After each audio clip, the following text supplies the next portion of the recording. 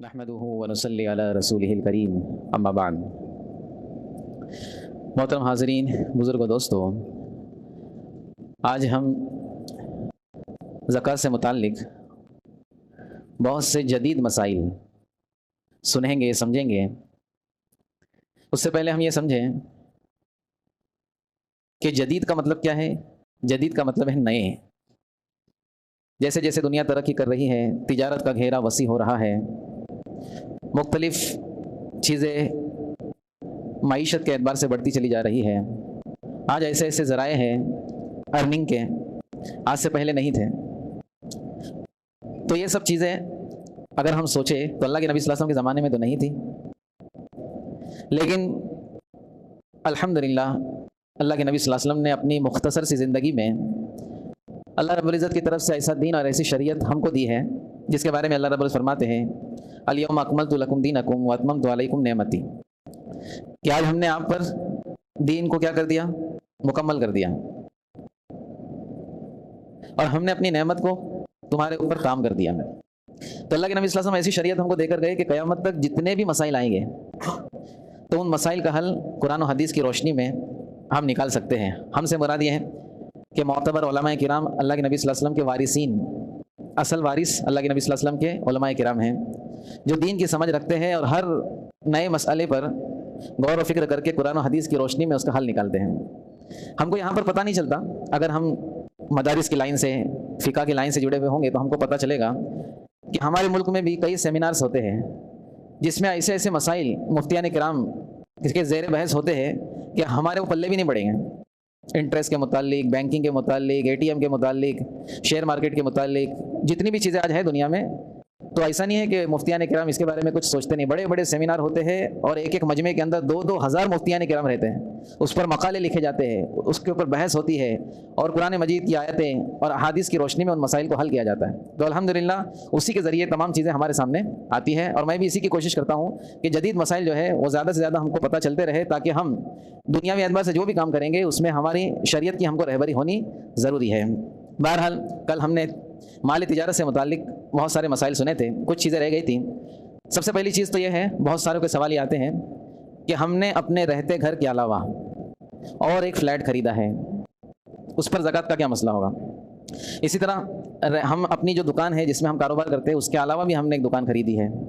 तो देखो दोस्तों, हमारा जो रहता घर है, अगर हमको एक घर की ज़रूरत है रहने के लिए तो उसके ऊपर ज़कात नहीं है, वो हमारी ज़रूरत की चीज़ है। हमारे पास 2 घर हैं, वो भी हमने रहने ही के लिए लिया है, जैसे बच्चे बड़े हो गए उनके लिए ले लिया।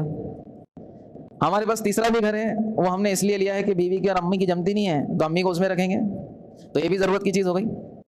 लेकिन हमने घर अपने रहते घर के अलावा इसलिए लिया ताकि अभी जो है अंडर कंस्ट्रक्शन है, 3000 के हिसाब से मिल रहा है, जैसे ही कंस्ट्रक्शन पूरा होगा ओसी आ जाएंगी तो 4.5 का हो जाएगा, तो 1500 का जो हमको प्रॉफिट हो जाएगा, ये नियत है प्रॉफिट की, तो वो घर आ गया माल तिजारत में। अब हमारा साल हो गया, ज़कात देने का मौका आ गया, तो हम देखेंगे कि आज करंट वैल्यू उस घर की क्या है। मिसाल के तौर पर हमने 3000 में लिया था, 3000 उसके स्क्वायर फीट के हिसाब से लिया था, उसकी कीमत हो गई 4000 रुपये। तो जो ज़कात निकलेंगी 4000 के हिसाब से 500 का एरिया है मिसाल के तौर पर, तो कितना हो गया, 20 लाख हो गया। उसके ऊपर पूरी ज़कात निकलेंगी करंट वैल्यू के हिसाब से, क्योंकि हमारी नीयत ये थी कि हम जैसे ही भाव बढ़ेगा उसको बेचेंगे। अच्छा, मिसाल के तौर पे हमने 3000 में लिया था, उसकी कीमत घट गई, अब उधर इतना काम चालू है जहाँ पर हमने लिया था कि रोज़ाना एक बिल्डिंग खड़ी हो रही है, अब उसकी कीमत हो गई 2500 रुपये। तो 2500 के हिसाब से हम ज़कात निकालेंगे, जो भी करंट वैल्यू है उसके हिसाब से निकालेंगे। बाज़ लोग तिजारत की नीयत से तो नहीं लेते, घर वगैरह जो इन्वेस्ट करते हैं वो इस नीयत से लेते हैं कि हम अगर अभी ले लेते हैं तो हमारा रेंट चालू हो जाएगा, हम रेंट पे दे देंगे, वो घर लेंगे और रेंट पे दे देंगे और हम रेंट इस्तेमाल करेंगे। तो लेने के वक्त अगर रेंट पे देने की ही नीयत थी, बेचने की नीयत नहीं थी, तो रेंट पे देने की नीयत से लिया है, तो अब उसकी पूरी करंट वैल्यूएशन पे ज़कात नहीं आएगी, बल्कि जो उसका रेंट आएगा और उसके ऊपर साल गुजरेगा तो उसके ऊपर ज़कात वाजिब होगी। समझ में आ रही बात। तो ये समझ ले कि जो हमने प्रॉपर्टी ली है, जो भी हो, दुकान लिया हो, मकान लिया हो, उसको हमने बेचने की नीयत से लिया कि प्रॉफिट कमा करके बेच देंगे, जब भी बिक जाए तो उसके करंट वैल्यूएशन के ऊपर पूरे के ऊपर ज़कात आएगी, चाहे वो 50 लाख का हो या 1 करोड़ का हो। और अगर हमने रेंट ही की नीयत से लिया था तो फिर वो 2 करोड़ का भी हो तो सिर्फ रेंट के ऊपर जो बचेगा, साल भर गुजरेगा, उसके ऊपर ज़कात आएगी। ये उसूल को हम समझ लें, एक बात तो ये। इसी तरह असल सोना चांदी इसके अंदर हदीस के अंदर और कुरान मजीद की आयत के एतबार से भी उसके ऊपर तो ज़कात है। इसके अलावा जो धाते हैं जैसे हीरे जवाहिरात हैं, तो इसका भी मसला समझें कि अगर कोई शख्स हीरे जवाहिरात तिजारत की गर्ज से लेता है, बेचने की गर्ज से, तो उसके ऊपर ज़कात है। लेकिन हीरे जवाहिरात जैसे हीरा मोती वगैरह है, ये पहनने के गर्ज से लेती है कोई औरत, ये शोहर अपनी बीवी को दिलाता है, तो कितने ही महंगे हो उसकी ज़ात के ऊपर ज़कात नहीं है। हीरे की ज़ात पर, मोती की ज़ात पर ज़कात नहीं है। वही अगर सोने के जेवरात होंगे तो उस पर तो ज़कात है ही। एक चीज़ ये।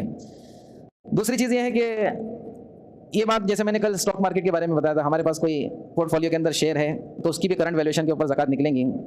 इसी तरह LIC का मसला है, LIC में हमारे पैसे लगे हुए हैं। इसी तरह म्यूचुअल फंड में हमारा कुछ इन्वेस्टमेंट है, तो उसकी जो भी करंट वैल्यू होगी उसके हिसाब से हम ज़कात निकालेंगे। अब यहाँ पर मैंने LIC का नाम लिया, म्यूचुअल फंड का नाम लिया, स्टॉक मार्केट का नाम लिया, तो इसका मतलब मैं ये नहीं बोल रहा हूँ कि इसके अंदर हर जगह पे इन्वेस्ट करना जायज़ है, वो एक अलग मसला है। LIC के अंदर पैसा लगाना नहीं लगाना वो एक अलग मसला है। अब लग चुका है मैं उसकी बात कर रहा हूँ। म्यूचुअल फंड कौन सा हलाल है कौन सा हराम है वो अलग मसला है, इंशाल्लाह उसके बारे में भी बात करेंगे हम। लेकिन अब लग चुका है तो उसकी मैं आज बात कर रहा हूँ। समझ में आ रही बात? तो ये ना समझे कि मौलाना ने बोले स्टॉक मार्केट म्यूचुअल फंड तो सब जगह लगाना जायज़ है, उसके भी बड़े मसाइल हैं, उसके भी बड़े बड़े सेमिनार होते हैं जिसके अंदर डिफाइन किया जाता है कि कौन सी जगह पर लगाना सही है, कौन सी जगह पर पैसा लगाना गलत है, वो सब चीज़ें माशाल्लाह आज मौजूद हैं। इसी तरह एक बहुत आम मसला पूछा जाता है, जैसे मिसाल के तौर पर हमने कर्ज ले रखा है। बहुत सारे लोग बोलते हैं कि हम कैसे ज़कात निकालेंगे, हम तो मकरूज़ हैं, हमारे ऊपर कर्जा है। तो इस बात को भी समझना ज़रूरी है कि कर्ज आदमी दो वजह से लेता है। कितने वजह से लेता है? कर्ज लेने की किसी की भी दो वजह होती है। एक वजह तो कर्ज लेने की ये होती है कि उसके बेचारे के खाने के भी लाले हो जाते हैं, एकदम मजबूर हो जाता है, तो जब जाके आदमी क्या करता है, कर्ज लेता है, दोस्त से, बाप से, किसी से कर्ज ले लेता है। तो ऐसी हालत में वो क्या ज़कात निकालेगा, बेचारे तो मजबूरी में कर्ज लिया है। एक ये है कि कर्ज जो है आदमी माल बढ़ाने के लिए लेता है, तो ऐसे कर्जदार तो बड़े बड़े लोग भी रहते हैं। अभी कुछ अरसा पहले हमारे मुल्क के अंदर जो बड़े बड़े करोड़पति लोग हैं जिसमें अडानी भी है, वो दुनिया का चौथे नंबर पे आ गया था कि चौथे नंबर पर दुनिया के अंदर पैसे वालों में उसका नंबर है। लेकिन देखा जाए तो पूरे इंडिया के अंदर सबसे ज़्यादा कर्ज उस पर ही है। अगर वो अहले ईमान में से होता तो क्या उस पर ज़कात वाजिब नहीं होती? बोले कर्जा है उसके ऊपर बेचारा। तो ऐसा है, तो जिसने इन माल को बढ़ाने के लिए कर्ज लिया है, तो बड़े बड़े लोग तो माल को बढ़ाने के लिए कर्ज लेते ही हैं। तो शरीयत का उसूल यह है कि जो साहिब निसाब है, अगरचे उसके ऊपर कर्जा है, उसके ऊपर भी ज़कात निकलेगी। जैसे मिसाल के तौर पर हम में से किसी ने एक बड़ा कर्जा घर के लिए लिया है होम लोन के एतबार से। अब होम लोन लेना जायज़ है नहीं जायज़ है वो अलग बात है। मेरे बोलने का मतलब ही नहीं है कि सब होम लोन लेते बैठो, जिसने ले लिया उसकी बात कर रहा हूँ। होम लोन के एतबार से किसी ने कर्जा लिया है और माशाल्लाह अच्छी खासी उसकी हैसियत है। अब वो बोलेगा मेरे पर तो होम लोन है, मैं कैसे ज़कात दूँ? ऐसा नहीं है। होम लोन के जो किस्त होंगी, उसकी EMI होंगी, उसको निकाल करके आज की तारीख में जब उसकी ज़कात देने की डेट आ गई, उसके पास जो कुछ है उसके ऊपर उसको ज़कात देनी होगी। समझ में आ रही बात? तो कर्ज दो तरीके के लोग लेते हैं, एक तो एकदम मजबूरी में खाने पीने के लिए, पहनने ओढ़ने के लिए कर्ज लेते हैं, उनका तो ज़कात निकालने का सवाल ही नहीं है। लेकिन जिन्होंने इन्वेस्टमेंट के लिए कर्ज लिया है, माल बढ़ाने के लिए कर्ज लिया है कि आज ले लेंगे फिर आगे भाव बढ़ेगा तो लेने नहीं मिलेगा, तो वो अगर साहिब निसाब है तो उनके लिए भी ज़कात निकालना वाजिब है। ये बोल के नहीं चलेगा हमारे पे ऑलरेडी कर्ज है तो हम कैसे ज़कात निकालेंगे। एक चीज़ ये है। दूसरी चीज़, अक्सर लोग पूछते हैं कि हमने किसी को कर्ज दिया हुआ है, हमने किसी को कर्ज दिया, जिससे मिसाल के तौर पर 50,000 रुपये हमने किसी को कर्ज दिए हैं। अब ज़कात निकालते वक्त क्या उस 50,000 की भी ज़कात निकालनी पड़ेगी जो हमने कर्ज दिया है? तो बिल्कुल निकालनी पड़ेगी, क्योंकि हमने जो कर्ज दिया है वो हमको मिलने वाला है। उसके अंदर दो सूरतें होती हैं। एक तो ये है कि हमने जिसको कर्ज दिया है हमको पूरी पूरी उम्मीद है कि वो कर्ज हमको लौटाएगा।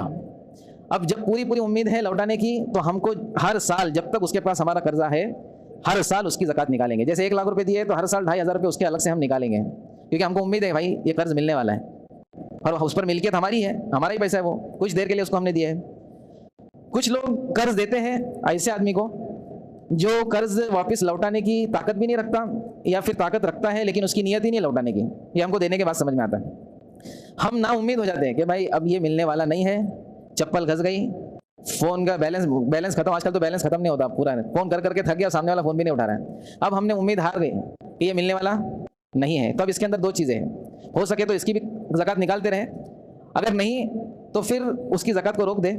लेकिन जब अगर मिसाल के तौर पर गलती से मिल गया, वो मिलने वाला तो नहीं था, मिल गया, बेचारे को रहम आ गया अपने ऊपर, हेलो भाई, अब रहम आ गया, तो फिर जितने साल की ज़कात पेंडिंग थी वो पूरी उस वक्त निकालनी पड़ेगी।